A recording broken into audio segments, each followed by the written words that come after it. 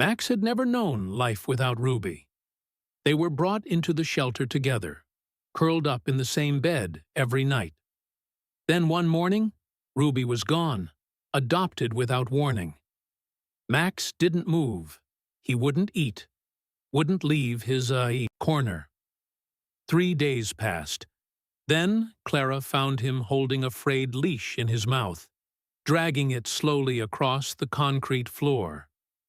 He stopped at Ruby's empty kennel, stared at it, wouldn't leave. Clara watched, and the tears just came. She didn't know that someone had seen the video. Like the video and share it with your friends. Subscribe to our channel for daily emotional dog stories. Turn on notifications so you never miss an update. The shelter had been quiet that morning. The kind of quiet that made every sound feel louder than it should have. Clara was refilling bowls when she noticed Max wasn't in his usual spot. For 3 days, he had barely moved from the corner of his kennel, curled against the steel bars with his back to the world. The food she left went untouched. He only stirred when another dog barked near him, and even then, only briefly. Now, his door was slightly ajar. The bolt hadn't latched fully the night before. At first, Clara panicked. The gates to the hallway were closed, but if a dog was desperate enough, even a small gap could be a way out. She rushed around the row of kennels, scanning for him, and then she saw him. Max was halfway down the corridor, dragging something with slow, determined steps. The leash. It was Ruby's old leash. Worn, frayed at the handle, still looped like it had been the last time she had walked out of the shelter. Max had somehow pulled it from the crate beneath Clara's desk, clenched it gently in his mouth, and was now carrying it like a message. Clara stood frozen, watching as he stopped in front of Ruby's kennel. It had already been cleaned, reset, for the next dog. Just another empty space now. But Max stood there, tail still, eyes locked on the metal gate. He lowered the leash to the floor and lay down beside it. He didn't make a sound.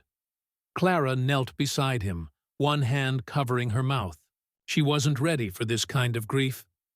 Not from a dog. Not from him. When Max had first arrived, he was standoffish, alert to every sound, hesitant to trust. But with Ruby, he softened. She brought out something quiet in him, something loyal and warm. They slept curled in the same blanket every night. Max always let her eat first.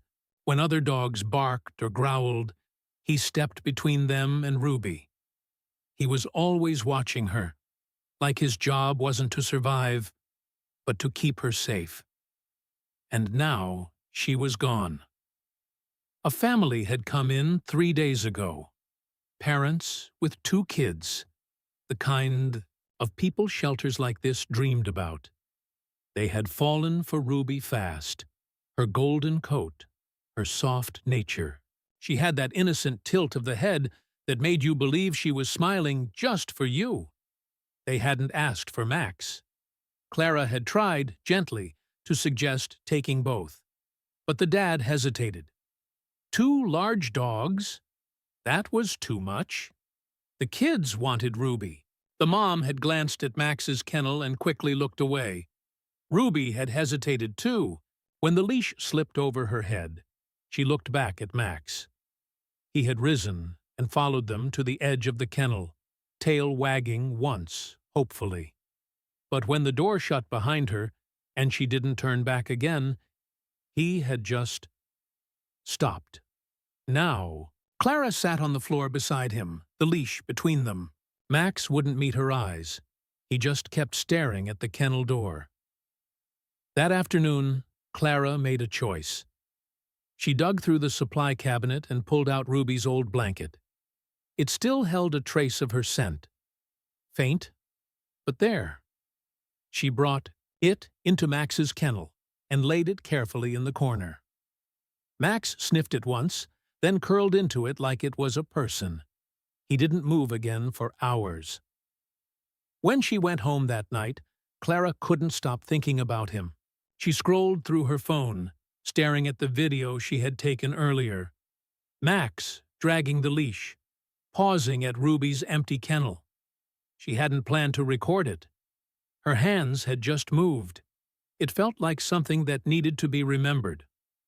On impulse, she posted it to the shelter's page. She didn't expect much. A few likes, maybe. Some kind comments. She didn't expect thousands of people to share it. By morning, the shelter's inbox was flooded.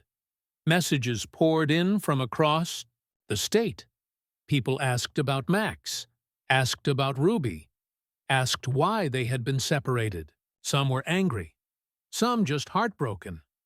Dozens wanted to help. But one message stood out. It was from the family who had adopted Ruby. The subject line read, "We saw the video. We need to talk about Max." The shelter felt different that morning.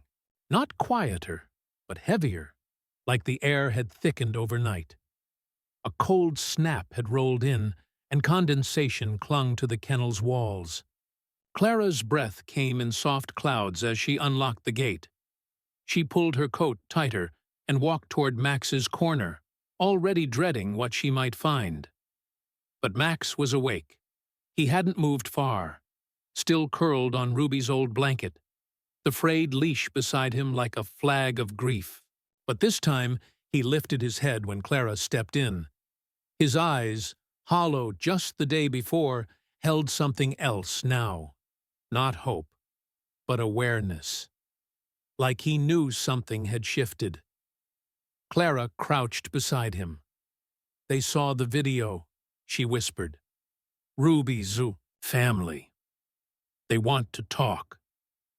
Max blinked slowly, then dropped his head back onto the blanket. The email had come in just after midnight. Clara read it 3 times before responding. The family had seen the video through a friend who shared it. They were shocked. The kids cried. The parents were stunned by the depth of Max's reaction. They hadn't known the dogs were bonded. They hadn't known Ruby had left anyone behind. The mom wrote most of the message. Her name was Jenna. She said she felt sick. Said her daughter had asked why they broke their hearts on purpose. They wanted to visit the shelter that afternoon. Clara spent the morning preparing, not just paperwork, but mentally. She had already begun thinking through what to say. How to guide them? Adoption decisions weren't simple. Space, finances, time. It was easy to say yes online, but different in person. Max didn't eat, but he followed her with his eyes. She let him out into the small yard for the first time in days. He walked slowly, nose close to the ground, searching for her scent. When he reached the far corner, the one Ruby used to favor, he sat and stayed there, facing the wind. Clara didn't disturb him. She just stood near the door, waiting. By 2 o'clock, the family arrived. The parents looked tired. Jenna clutched a scarf like a nervous habit, and her husband kept glancing at the kids. The little girl, maybe 7, held a drawing in one hand. The boy was older, quieter. Ruby came last. She was on a leash, but walking slowly, ears tilted forward, tail low. When she stepped inside, the barking from the other dogs rose like a wave. She paused at the entrance, sniffed the air, and then turned her head, sharply, toward the corridor. She remembered. Clara led them to the visiting room. It had soft lighting, an old rug, and a few chairs. Max was already inside, curled against the wall. When Ruby entered, everything else stopped. At first, she hesitated, tail down, ears alert. Then Max looked up. He didn't bark, didn't move. Ruby stepped forward, slow, unsure. Then faster. She crossed the room in 3 long strides and pressed her head into his neck. Max let out a breath, something between a sigh and a whine, and buried his face in her fur. No one spoke for a full minute. The little girl started crying first. Then Clara. They stayed for over an hour. Ruby stayed close to Max the entire time, barely acknowledging her people. The kids pet them both gently. The dad asked questions about food, space, behavior. Clara answered everything honestly. But then the moment came. The question she had been dreading. Would it be okay if we brought Max home just for a trial? Clara smiled gently, but inside she flinched. Trial periods were common, logical. But for Max, it couldn't be temporary. It couldn't be another goodbye. She asked to speak with Jenna alone. Outside, the wind had picked up. Leaves scraped across the gravel. Clara didn't try to sell the idea. She just told the truth. She told them how Max hadn't eaten in days, how he only responded to Ruby's scent, how he dragged the leash. Not for attention, but because he thought it might lead him back to her. She told them about the night he didn't even lift his head when the other dogs barked. Jenna didn't say much at first, just listened. And then she said something Clara would never forget. He's not her shadow. He's her anchor. Inside, Max and Ruby had curled beside each other again. The boy had taken a photo. They left together that day, not for a trial, but for good. Paperwork signed. Collars buckled. Doors opened. Max hesitated at the exit, then looked back once. Not at the shelter, but at Clara. And for the first time in days, his ears perked. Clara knelt down, hugged him gently, and whispered, "You did it." But something made her glance back into the kennel he had left behind. The blanket still lay there, and so did something else. A paw print. Just one, pressed into the fabric like a message. Clara picked up the blanket and noticed the paw print was not Max's. Clara sat cross-legged on the floor of the kennel. The blanket unfolded across her lap. The paw print stared up at her like a question she hadn't been prepared to answer. It was faint, just the outline pressed into the fabric. But it was smaller than Max's, more delicate. The spacing was different. The pads slightly uneven, like one toe splayed wider than the others. Clara had worked in the shelter long enough to recognize the difference. It wasn't Max's. It was Ruby's. But she had never seen Ruby step on that blanket before. Max had barely let anyone touch it, curling around it like a shield. Clara thought Ruby's scent on the fabric was from a shared bed or an old toy. Now, she wasn't sure. She stared at the print, trying to remember if Ruby had ever been inside that kennel. It didn't make sense. That had been Max's space from the beginning, so why was her paw print there? Clara folded the blanket carefully, fingers tracing the faded outline one last time before slipping it back into the drawer under her desk.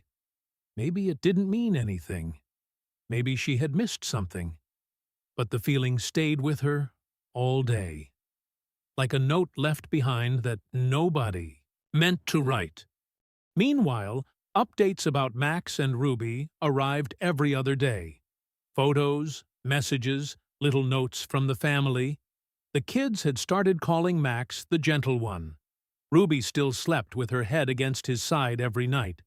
Jenna sent a picture of them curled on the same couch, Ruby fast asleep, Max watching the door. "They never stop touching," Jenna wrote, "even when they're just lying still." Clara read the message twice, then stared at the image. Ruby looked peaceful. But Max? His eyes were alert, focused, like he was guarding something. A week passed, then Jenna called. It wasn't a long conversation, just a few quiet words and a request. Can we bring them back to visit? Just for an hour. Clara hesitated. Most families didn't come back. Not because they didn't care, just because they wanted to move forward. But Jenna sounded unsure, worried. She said Ruby had started behaving strangely. Not aggressive. Not fearful. Just different. She keeps looking at the hallway like something's coming. She won't sleep unless Max is between her and the door. Clara agreed to the visit. The moment they stepped through the shelter doors, Ruby froze. Her tail dropped. Her head lowered. Max walked beside her, calm but watchful. He wasn't wagging. He wasn't sniffing the air. He was scanning it. Clara opened the gate to the same visiting room. Max walked in first. Ruby stayed by the door. She didn't move until Max nudged her gently, then guided her in with one slow step after another. Clara closed the gate behind them. They didn't curl up together this time. Max positioned himself between Ruby and the doorway, just like Jenna had said. Clara knelt nearby and extended her hand toward Ruby.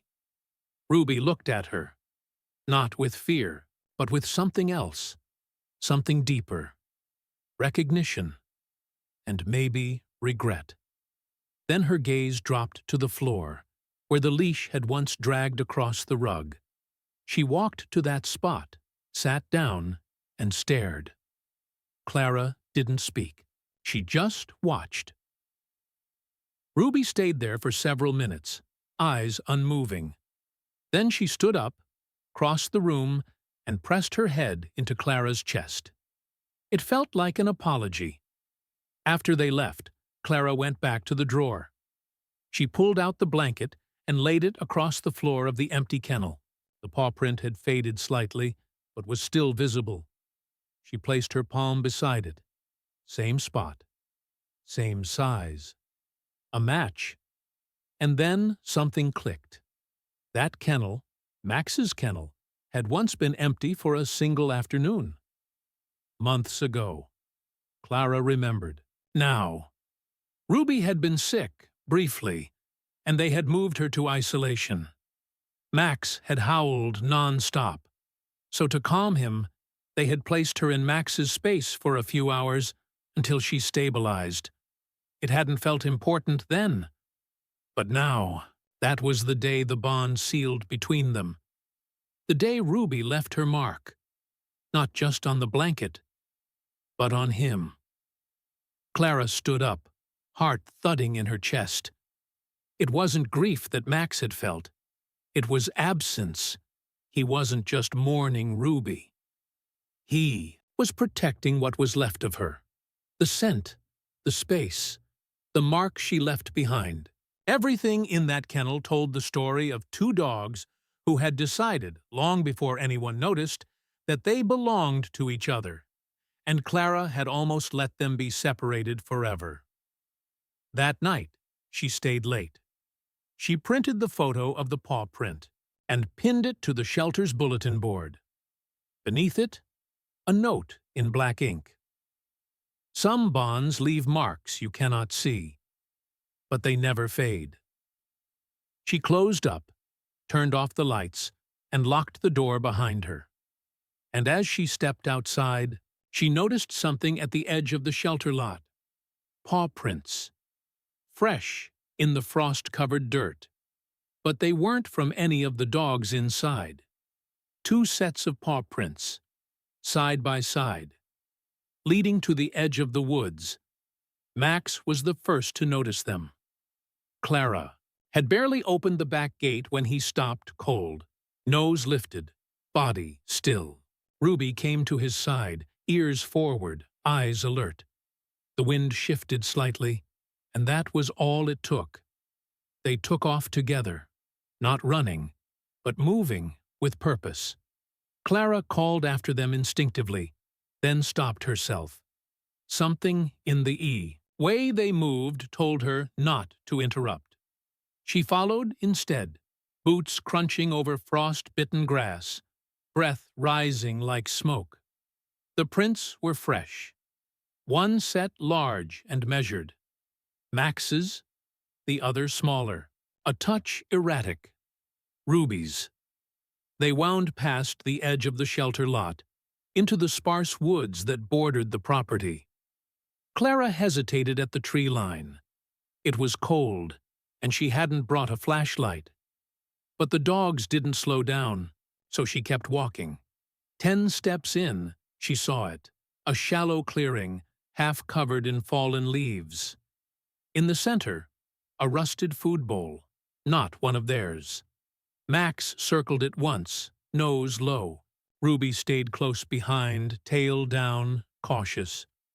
Clara stepped into the clearing and immediately felt the stillness. This wasn't a random stop. This was a memory.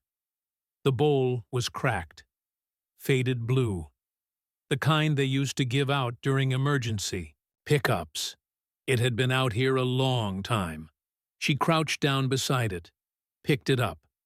There were faint scratches on the underside, initials. Someone had marked it, not with a name, but with a date. 3/11. No year. Her heart caught. That was the week. Max and Ruby had been found, tied together by a piece of rope, left by a road, brought in by a volunteer who had retired just weeks later. No one ever learned their full story. Just that they had been rescued together, inseparable from day one. Clara looked at Max, who now stood beside Ruby, eyes calm. He had remembered. He had led her back. They walked home, slower. Max kept glancing over his shoulder, like he was checking that Clara was still there. Ruby pressed close to his side, occasionally bumping into his leg. It was the first time Clara had seen her relax in days. Back inside the shelter, the lights felt warmer somehow. She dried them both off gently, then refilled their water bowls, even though they would be going home soon. It felt right. As they drank, Clara knelt beside them. "I think that was where you first decided," she whispered. "Not just to survive, but to stay together." Max looked up at her. Ruby leaned into his shoulder. Clara reached into her coat pocket and pulled out something small. A new leash. Red. Simple. Brand new. She laid it on the ground in front of them. Max stepped forward and nudged it gently with his nose. Then, to Clara's surprise, he picked it up, just like the first one, and this time he carried it to Ruby. The next day was adoption day, officially. Clara had done all the paperwork, double-checked every form. Jenna and her family would be arriving by noon. This would be the final goodbye, the kind that didn't ache. Still, Clara came in early. She wanted one last moment. She sat in Max's old kennel, now cleaned out and empty. The blanket was gone. She had sent it with him. But she had kept the ID photo of the paw print, now pinned to the wall. A reminder of the quiet kind of loyalty that doesn't demand attention. That just stays. When the family arrived, Ruby ran to the kids immediately, her old self returning. Max followed more slowly, eyes on Clara. She knelt one last time. "I'm proud of you," she whispered. Max licked her hand once, and then they were gone. The shelter felt too quiet after that, but not empty. The video of Max's leash walk had gone viral. Messages still poured in. People asked about other dogs. Donations arrived in small envelopes, handwritten letters tucked inside. And 2 weeks later, a woman came in holding a leash and a folded blanket. She didn't say much. Just, "Do you have space for one more?" Clara led her to the same visiting room. The dog was small, skittish, ears too big for her head. She didn't bark, just stared at Clara with wide, uncertain eyes. Clara knelt down, held out a hand. The dog sniffed it once, then stepped forward, and, on the floor beneath her paw, faint but visible, was a single print of mud, left behind by the long walk across the parking lot. Clara smiled and left it there. If a dog could choose only one thing, food, freedom, or the one they love, which would they follow? Dogs truly are the most loyal companions in our lives. What did you think of this heartwarming story? Let us know in the comments. Like the video and share it with your friends. Subscribe to our channel for daily emotional dog stories. Turn on notifications so you never miss an update. Click here to watch the next story of love, loyalty, and the incredible bond we share with our pawsome friends.